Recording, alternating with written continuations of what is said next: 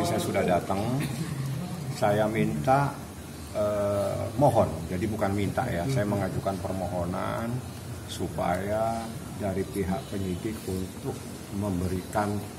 mengajukan permohonan kepada Lembaga Perlindungan Saksi dan Korban. Karena setelah saya mengikuti proses pemeriksaan, saya temukan ada hal-hal yang sangat mengkhawatirkan. Sehingga saya mohon kalau bisa ada Lembaga Perlindungan Saksi dan Korban untuk dilibatkan dalam persoalan ini supaya korban yang bernama panggilannya Loli untuk mendapatkan perlindungan. Itu yang paling penting yang saya sampaikan di atas, sehingga mereka juga akan mempertimbangkan. Kenapa saya ajukan ini setelah saya menyampaikan kepada Nikita, Nik, hasil pemeriksaan saksi-saksi itu seperti ini. Ini kalau kita tidak minta perlindungan juga kepada lembaga LPSK untuk anakmu, ini riskan.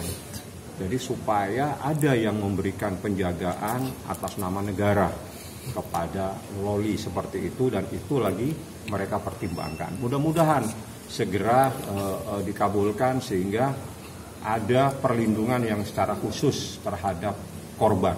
Jadi Loli ini korban dalam persoalan ini. Bang, memang ada perlindungan ini, apakah ada ancaman-ancaman atau gimana, Bang? Iya, Bang. Ada ancaman-ancaman atau apa? Salah satunya yang paling. Yang jelas kalau sampai saya mengajukan permohonan kepada Lembaga Perlindungan berarti ada hal-hal yang mengkhawatirkan. Nah, ini semuanya pasti akan menjaga ya. Itu juga menjadi kewajiban dari penyidik.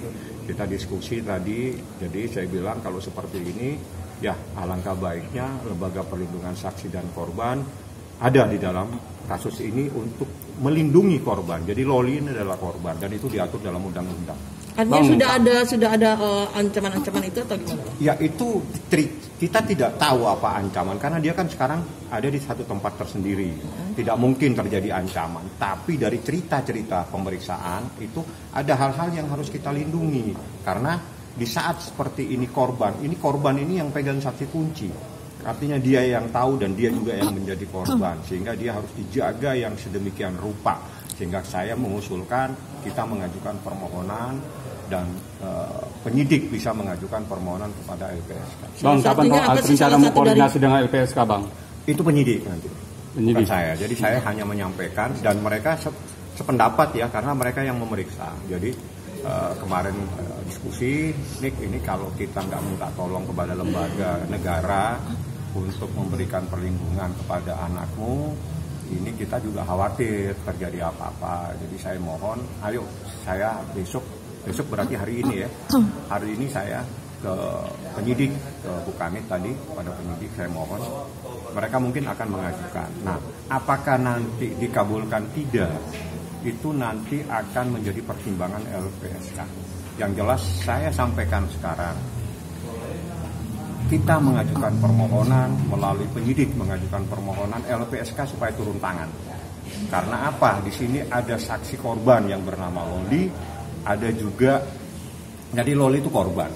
Jadi sesuai dengan undang-undang dia berhak untuk mendapatkan perlindungan dan itu ada syarat-syaratnya. Nah, syarat-syarat ini nanti akan disampaikan atau mungkin akan dikaji tersendiri oleh lembaga LPSK tersebut. Bang, sebegitu urgent kah? Sangat urgent. Sangat urgent. Bang, mungkin melihat dari hasil kata-kata apa sih yang membuat akhirnya berpikir bahwa ini ternyata udah nggak benar nih gitu loh. Kalimat ya itu apa? Dari soal kalimat nggak boleh kita sampaikan. Sekali lagi, saya berkali-kali ngajukan permohonan maaf. Ada batasan yang diberikan undang-undang yang melarang saya untuk menyampaikan proses pemeriksaan. Tapi saya kasihkan hal-hal yang memang bisa saya sampaikan. Seperti tadi, saya akan mengajukan permohonan perlindungan terhadap saksi dan korban karena Loli adalah korban. Boleh saya sampaikan, tapi isi dari persoalan itu saya dilarang. Tapi kalau Anda bertanya kepada Humas dan Humas menyampaikan, ya itu haknya penyidik karena ini haknya penyidik. Jadi saya dilarang undang-undang. Penyidik mungkin dia punya hak untuk menyampaikan. Tanyakan ke Humas atau mungkin kepada Pak Kasat atau Pak Kapolres.